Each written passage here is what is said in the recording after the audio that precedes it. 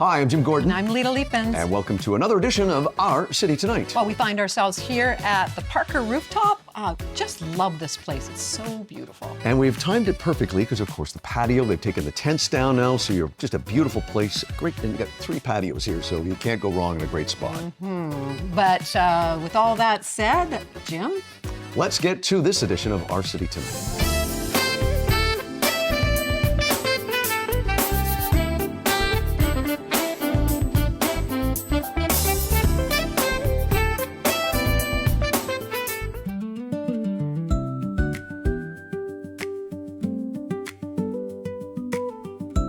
She is a travel and wellness expert, freelance writer, an award-winning blogger. She is also an author, and she is joining us for the first time to talk about her new book, 100 Things to Do in Vancouver Before You Die. I've known this woman a long time. She's in media, of course. It is a great pleasure to finally welcome Catherine Henderson to our show. Kat, welcome. Thank you so much for having me. You're quite welcome, and congratulations on this book. I said to you, it's so funny with your cities. You and I have both traveled a lot with work, and yet your own city is often something where you'll go, I didn't know that was there. Absolutely. And yes. with your book, I said at least 4 times, sorry, how long has that been there? That's my goal. I love to hear that. And what's great is that you really created this, as I said, for the tourists who may be watching in the rest of the country, around the world, but also for locals like me. Tell us about this book and how it came about. Well, as a travel writer, I'm obviously always looking for stories in everywhere that I go. Right. Well, when I happen to be at home, I'm looking for new stories. And that means I love exploring this city through the eyes of a tourist. Right. And that's partly how the book came to be, was it's like a love letter to my city, right? I wanted to show my appreciation for the city. And when I was at a travel writers conference down in Tacoma, I was speaking there to a bunch of travel writers. One of them handed me her book, and it was the 100 Things to Do in Tacoma book. Okay. So I got home and it was sitting on my desk, and I looked at it and thought, I wonder if they have a Vancouver book. Turns out they did not. My book They is did not. the Wow. first Canadian city to be added to the Reedy Press series of 100 Things books. Okay, let's talk about this book. You've got it into categories: food and drink, entertainment, sports and recreation, culture and history. Let's talk about food and drink. I think it's safe to say, proudly, we have a pretty good city when it comes to food and drink. We do. We have an incredible culinary scene here in Vancouver. You listed some great things. I love the fact that, say, for example, Botanist in the Pac Rim, one of the top Yes. bars. Talk about some other examples for our viewers, including a winery that you and I both love. Well, the book is 100 Things to Do in Vancouver. It does include Metro Vancouver, so I was able to sneak in my favorite winery in Langley, which is the Chaberton. Love their wine. Yeah. Their restaurant, their tastings in their picnic area. It is one of my favorite wineries that is local to the area. And you also mentioned that there's like a great steakhouse. You work your way through some of the great examples you have. There is, yes. We have a lot of good restaurants in the city, but Elisa Steakhouse will always be my favorite. I've had amazing memories and experiences at that steakhouse. It's definitely somewhere I take guests when they come to visit. It's interesting too. I know all cities have this, but one thing I like, because of the industry we're in, we actually have good restaurant groups. That's Top Table. We also have Executive Table Group. We're in one of the restaurants right now at Hydra. The Global Group. I think that helps with the consistency of the restaurant. Do you agree? It definitely does. Yeah.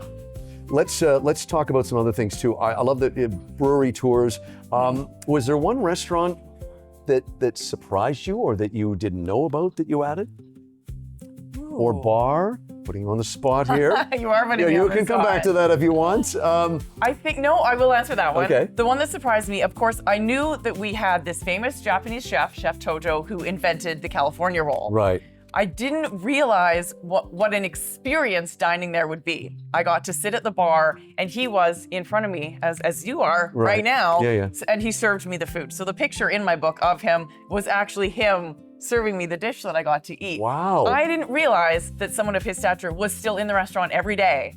Yeah. The patrons come in, they know him, they love him, he knows everyone, very personable. I think that's part of the charm of the place too. If he's not there, food will still be good, but he's part of it. Yeah. We also have a pretty good cross-section of entertainment in the city. We do. Tell us. Yes. Tell our We've viewers. got, I think we do sometimes get a bad rap that, Granville Street is all nightclubs. Yeah. But when you dig past that, we do have some good live music venues. We've got Frankie's Jazz Club where you can go eat fabulous Italian food, and you feel like you've left Vancouver for a night, in my opinion. And we also, speaking of entertainment, there's a number of things in your book where I went, what? How long has that been here? A circus school? Yeah, that's right. Tell more. So there's a place, it's in New West, so Metro Vancouver, Yeah. where you can go and you essentially join the circus for a day. You can try all sorts of things, the trampoline, some trapeze, the hoop. And you did this, didn't you? Absolutely I Okay. did. I've actually done all 100 things in my book. Well, I'm glad to Yes. hear that. You're actually staying authentic. Yes. There's some things in the sports and recreation category, again, that I went, wow.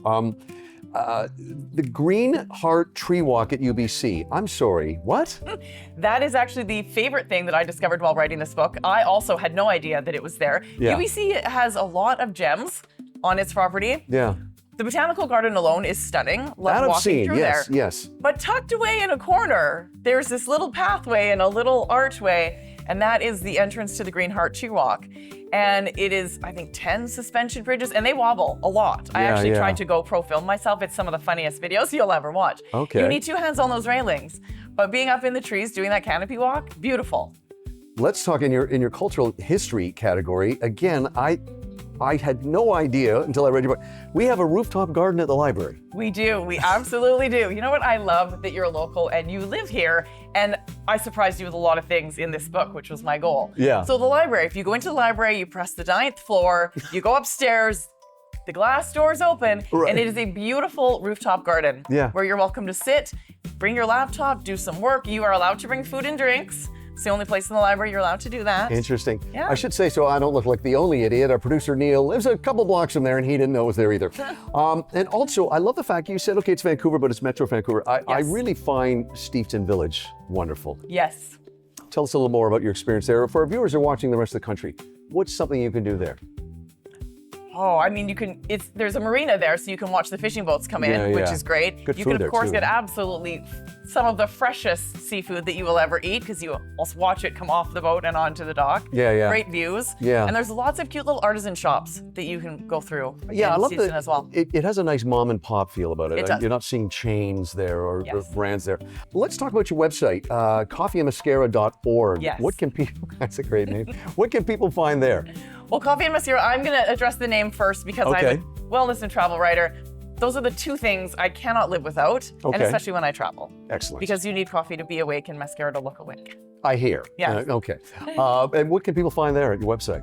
They can find all sorts of travel and wellness tips. Yeah. I do have some downloadables for travel and wellness tips. It also has my blog, which is full of all sorts of destination guides. I talk about different wineries I visited and Right. lots of travel tips.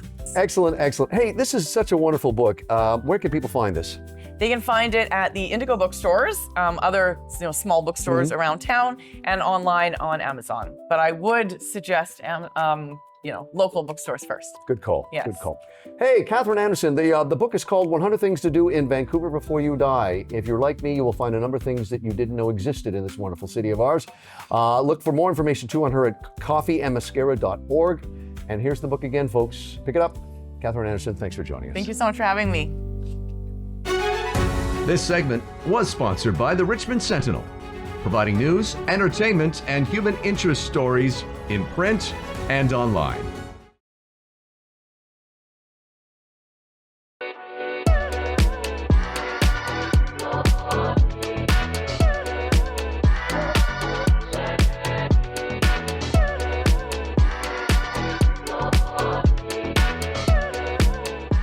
Well, if you're a regular viewer of the show, of course, you know that we love filming at the Parker rooftop, but we haven't talked about the food in a very long time. And that's what we're going to do tonight. Tonight is all about the food, the relaunch. It's part of the next edition, the new edition of The Scene. A familiar face has been on our show a bunch of times. Mark, it's been a while since you've been on the show. We have not talked to you at this location. Of course, at Hydra and a whole bunch of other restaurants. Talk to our viewers and tell them all about what's happening here food-wise. Well, just this summer, we're kicking off our launch of a more Japanese-inspired direction. So if you're familiar with like the Nobu concept in Malibu, very similar, like West Coast vibe, Japanese-inspired. But we're really excited to kick it off, and patio season. It is, and you guys have a great patio. We're on one of them right now, but of course you've got, I think, what, two more on the other side there? Three patios. Three patios. Total. Yeah, a little bit of ocean view, a little bit of city view. It's Very beautiful. nice. And what are the hours here? You're a hotel, like all your restaurants are in hotels, so. We're open 3 till 8, we've been opening some lunches now during World Cup for 10 days. Yeah.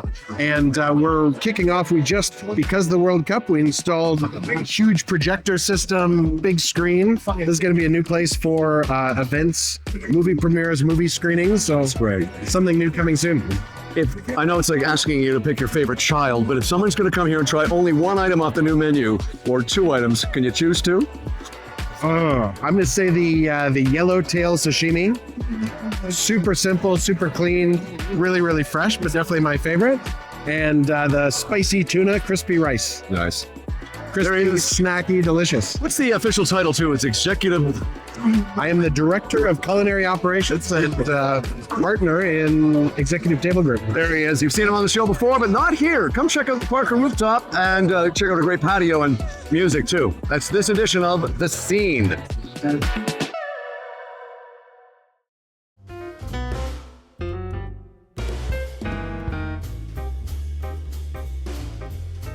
Don't forget to check out our website at ourcitytonighttv.com. That's where you can check out extended versions of these segments in podcasts, as well as check out our YouTube channels.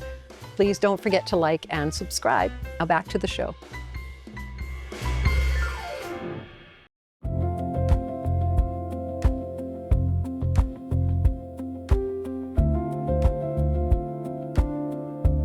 Well, he's back joining us for the first time since the colder winter months. Ramon Salinas is back. He is the Regional Marketing Director for the Chambers of Commerce Group Insurance, BC and Yukon Territory. He's been with us a number of times to talk about how he can help small business. Ramon, welcome back. Thank you very much, Jim. Great to have you. As I mentioned, it was a lot colder last time you were here. We're getting you just for your taking off for your yearly vacation. It's great to have you back, as it always is, to talk about what you guys do with small businesses. And I was saying to you earlier that our segments over the last couple of years have really evolved, where we're talking about employees, but also the focuses are really prick the ears, so to speak, of employers about what they can do. And you and I have talked before. You've been in the business a couple decades, if not more. Things that we're talking about recently that you probably would have been talking about 25 years ago in terms of employees. Yeah, exactly. And one thing that Chambers Plan likes to do is we don't just want to be a health and dental employee benefit provider. Yeah. We want to view it more as that we're a complete toolkit for the business. So there's lots of extra benefits that we add on there to help support the small businesses and help them grow. Yeah, and it's always one thing I've learned from you is you as an employer, you want to get your mindset and think long game. That, okay, I want my employee to get from here to here and I want to help them as much as I can. We're going to talk about some points here today that reinforce that. The first thing we're going to talk about is, again, Chambers always evolving with the employers themselves. I have a number of friends that are going through this. If you are lucky enough to have parents around long enough, there is a stress. Loving parents where they're getting to an age where caregiving is an important thing. And that can really stress your employees out. If, bless them, they're looking after parents. Can you talk about what we call the hidden workforce supporting employee caregivers? Yeah, for sure. So it's a lot of employees or individuals don't even realize that they are technically a caregiver because they're not being paid for it. And in fact, nearly 8 million Canadians are unpaid caregivers to family. 8 million, nearly 8 million, and close to 4 million of those are over the age 45. And that usually comes in the form of they could be caregiving for aging parents. Maybe they have a spouse with an illness, child with special needs, or a family member that's recovering from a surgery, or perhaps living with a chronic illness. So the caregiver role really does, it's bigger than we think. It's very vast, absolutely. And talk about how Chambers can step in and help. Yeah, we have a new caregiver benefit that's provided through one of our great partners, Teladoc, Teladoc Canada Health. And what this benefit does is it helps those employees reach out and get resources, because being a caregiver, that can lead to extra stress for the employee. There could be burnout, sleep disruption, anxiety, scheduling conflicts. And whenever that's going on, the employee becomes less productive at work. So having the employer giving them an opportunity to provide some supports for these employees is not only going to help that employee, but it's also going to help the business as well. Again, as you often say, it's thinking long term too with the employee, right? You want them to be there 100% and whatever you can do to help. Can I just sidebar here for a second too? And we haven't talked talked about this a while, but you made reference to Teladoc. Can you give our viewers a little bit of information on that? Because I find this fantastic. Well, Teladoc is a great partner and provider, and they have a vast array of resources that we partner with them on. One of them is a telemedicine services, which is pretty straightforward, but they also have a complex mental health support. They now have added on this caregiver support for employees. There's also some weight loss management programs, which I think we'll talk about shortly. So just a great partner. They're really looking at how to have a healthier workplace. Again, to re-emphasize this point about things we wouldn't have been talking about 25 years ago for sitting here, things that evolve. Let's talk about professional coaching. The hidden advantage for small business owners. This, again, is another relatively new thing that you guys offer. Explain that to our viewers. Yeah, and to use a sports analogy, I mean, even if you look at professional athletes, even when they're at the top of their game, they don't give up on the coaching. Right. They're always using coaching to strive to be better and get to that next level.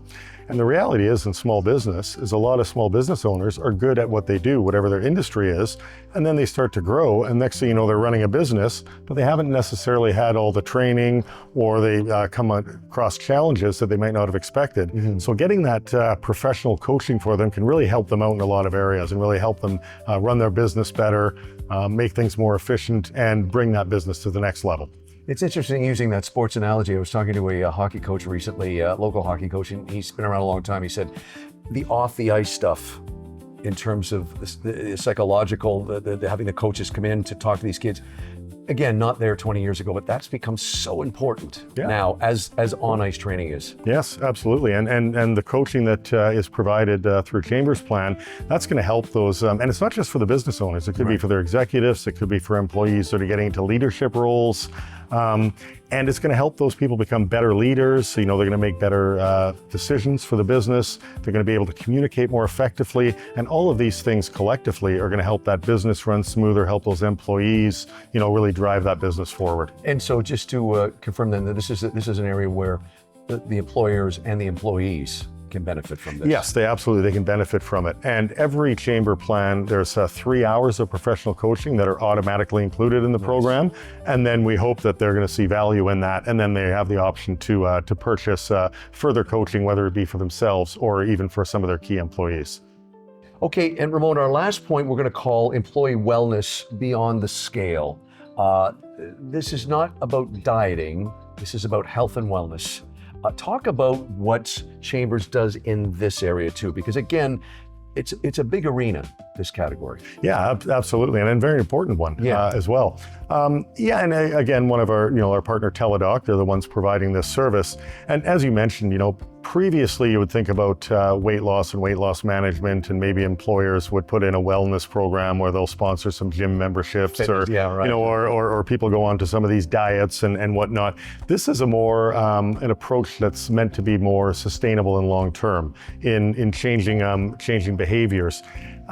Weight-related conditions, it can increase the risk of, diabetes, of heart disease, high blood pressure, certain cancers and all of that, which then can lead to high absenteeism rates and increased disability claims. So what the Chamber aims to do, and what Teladoc helps individuals do, is to teach employees about nutrition and about sleep and how to reduce stress, and the importance of lifestyle habits, and also how to manage medical conditions. Some individuals, maybe they have a medical condition, so they will need a customized plan in order to, work with that weight loss. So again, it's trying to get the employees to a spot that it's sustainable and it's lifestyle changes, and it's very difficult to navigate this. So Teladoc support, when the employee would call in, they help navigate it and set up customized programs for their lifestyle, depending on what their challenges are. Before we wrap things up, give our viewers a little overview again about Chambers. You're across the country and well represented. Yeah, Chambers Plan is the largest program of its type in the country. We're partnered with, I believe it's around 900 chambers of commerce from coast to coast. And within that, we have over 30,000, I think it's 32,000 plus businesses that utilize the Chambers Plan, and literally hundreds of thousands of employees that are covered through the Chambers Plan. So it really has a far reach and is the largest pooled program of its type. If people are interested in what we've been talking about today, where can they find out more information? Yeah, there's information right on our website. They can go to chamberplan.ca. Again, that's chamberplan.ca. Okay. And from there, they can just put in their location via postal code, and they'll be connected with one of our fabulous local advisors. Yeah, it's very, having been to it, it's a very tech-friendly, easy way to guide through to the website. Hey, always good to have you here. We should mention, you're going to come back not too long from now. There's one element, one component left we haven't talked about. You're going to come back and talk to Lead about that next time you're here. Yes. Thank you. Thank you very much, Jim. This segment was brought to you by the Chambers of Commerce Group Insurance Plan. More than 30,000 small to mid-sized businesses choose the Chambers Plan to protect their employees.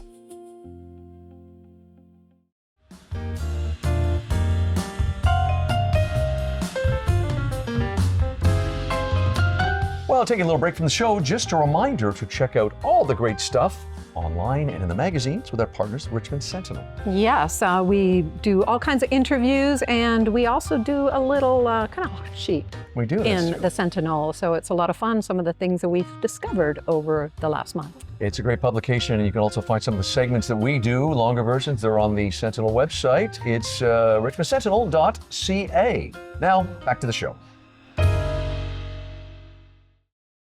All right, places, everyone. Let's get this shot before the rain picks up.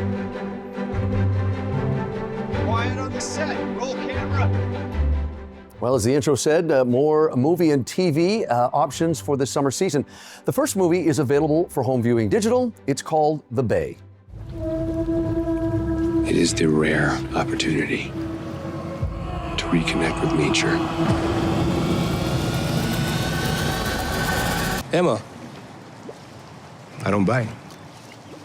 The Bay is about two friends, Emma and Danny. They're in Thailand to attend a mutual friend's destination wedding. All is going well until one of the wedding guests, a local named Mandel, offers to take them on a wonderful eco boat tour to a tiger shark sanctuary. What could possibly go wrong? Now they decide to show up, and once they get to the boat, my first reaction was what Roy Scheider said in Jaws: "You're going to need a bigger boat." Okay, that aside. The first part of the journey to the tiger shark sanctuary is wonderful. Pretty cool if you've been to Thailand. I've been there. It's fantastic vistas. All is going well until one of the tiger sharks gets a little aggressive and disables the boat. Now, what I did like about this film, beside the setting and the premise, is that for the next hour, it's all about the psychological elements of being on a sinking small boat surrounded by tiger sharks with land tantalizingly close. It's a good cast, actually, including Francesca Eastwood and Danny Oliveros. I didn't expect to like this movie as much as I did, but it really is an interesting psychological study about panic, fear, and what you're going to do when all around you is falling apart. Look for The Bay. It's available for home viewing now. It's always great when we can spotlight a Canadian movie, and that is the case with a new film called The Outer Threat. There's no discernible evidence of life in space. See the gravitational force? Wait. Oh my God.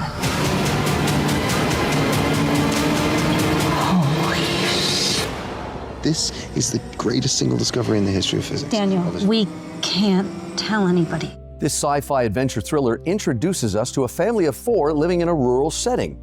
But in the barn below the surface is a subterranean laboratory which serves as a government command center. And from the looks of it, it seems to be right out of the Cold War era. Its purpose is to monitor outer space.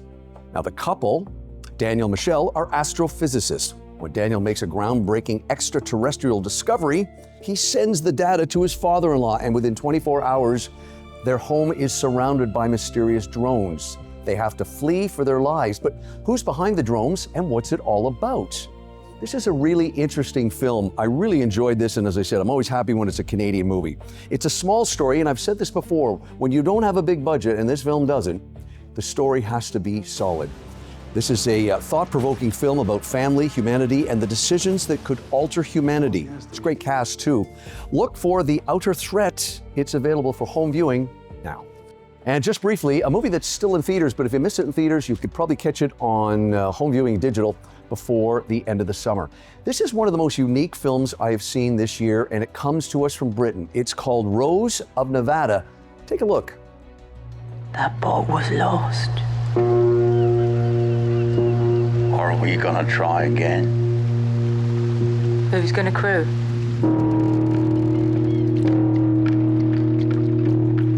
I'll be back in a couple of days. Set in a small fishing village in Cornwall, England, a place that has seen better days, struggling financially for decades. But when an old fishing boat appears in the harbor, Nick and Liam sign on as new crew members to go on a fishing expedition. When they come back after a few hard days of work and earning good money, they discover that they've gone back in time. And the villagers look at them as the two lost seamen from 30 years ago. This is an interesting take on time travel. I'll call it more time bending because for one of the characters, it might be a fresh start as the person who was an absentee father. For the other character, all he wants is to get back to his wife and daughter that are 30 years in the future. This is a really interesting film. Again, small budget, gotta have a good story. You may recognize some of the people in the movie, including Colm Turner, who is about to become a bigger star on this side of the world. The movie is called Rose of Nevada. As I mentioned, it's in theaters now, but if you miss it, you can check it out on digital home viewing later this summer. And that is this edition of the Movie and TV Reviews.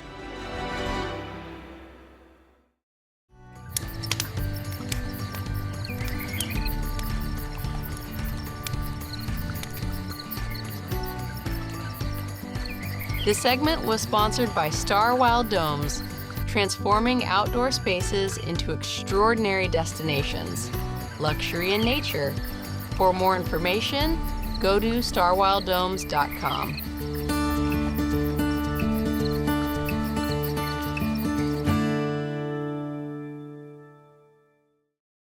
Closed captioning and other promotional considerations provided by Hamilton High Street Senior Residence, Richmond's newest senior living community.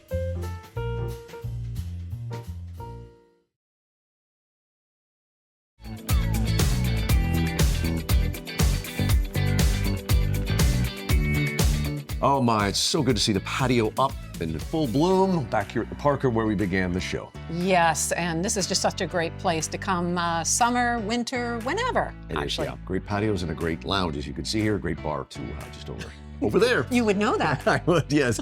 Anyway, if you have any questions for us or comments, info@ourcitytonightTV.com. And of course, check out our website, ourcitytonightTV.com. I'm Jim Gordon. I'm Lita Leapin. We'll see you on the next edition of Our City Tonight.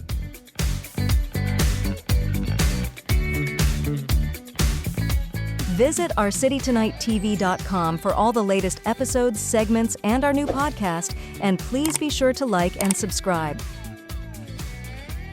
The Richmond Sentinel, providing news, entertainment, and human interest stories in print and online.